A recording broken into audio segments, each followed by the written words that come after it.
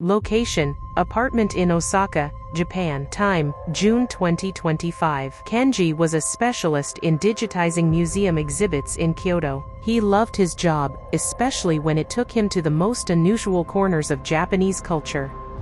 When Manenji Temple, home to the famous Okiku doll, the one with the legendary hair that grows, needed to create a high-precision 3D model of it for a virtual tour, Kenji enthusiastically took on the task. His task was simple: spend a week photographing the doll in an isolated room in the temple using laser scanners and photogrammetry.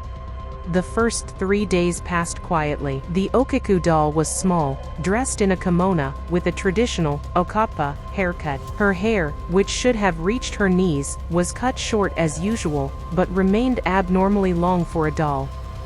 On the 4th day, Kenji ran a high-resolution scan. As he processed the data on his laptop, he noticed an anomaly. In some of the early images taken just a few hours earlier, the doll's hair appeared shorter than in the later ones. He attributed this to a scanner error.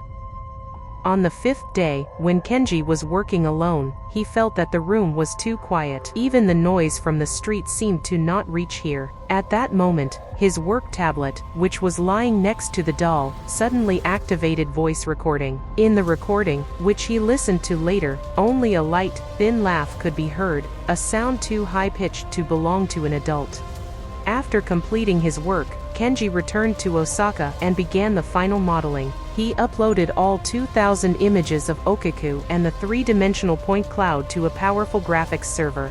This is where strange things began to happen. The graphics server, which had never malfunctioned before, began to overheat and produce errors. During the modeling process, as Okiku took on a digital form, her facial expression on the screen seemed to change. Sometimes her mouth was slightly open, as if she were whispering, even though it was closed in the original photographs. One evening, when Kenji was working late, his laptop, which was displaying a 3D model of Okiku, suddenly shut down, and when he restarted it, he found that all his personal photos and work files had been moved to a new folder labeled with just 2 letters, OK. Kenji felt panic rising. He was certain he hadn't made that folder. This wasn't just file transfer, it was digital intrusion.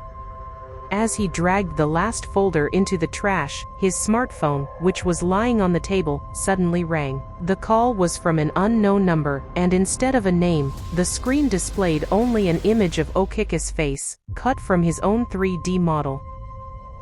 Kenji rejected the call. A second later, a message arrived on his phone. It was a photo. It showed his own desk. On the desk lay his wallet, his keys, and a single long black hair. The message read, "You took me in. Now you have to cut my hair." Kenji turned pale. He looked around his apartment. Everything was locked. He grabbed his things and rushed to the door.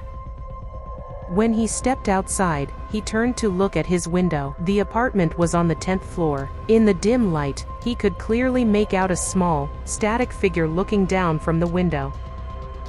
But that's not the worst part. Since that night, every time Kenji turns on his laptop to work on graphics, his mouse cursor, which he calls Okiku, starts moving on its own to the same file, the audio recording from the temple that has that same faint laugh. Kenji never worked with 3D modeling again, but he can't change his phone, and no one knows how to delete the OK file from his system. Some people say that now the Okiku doll doesn't just live in the temple, but has settled in the digital network, and Kenji is just one of its many guardians. And every time someone downloads this 3D model, they invite her into their world.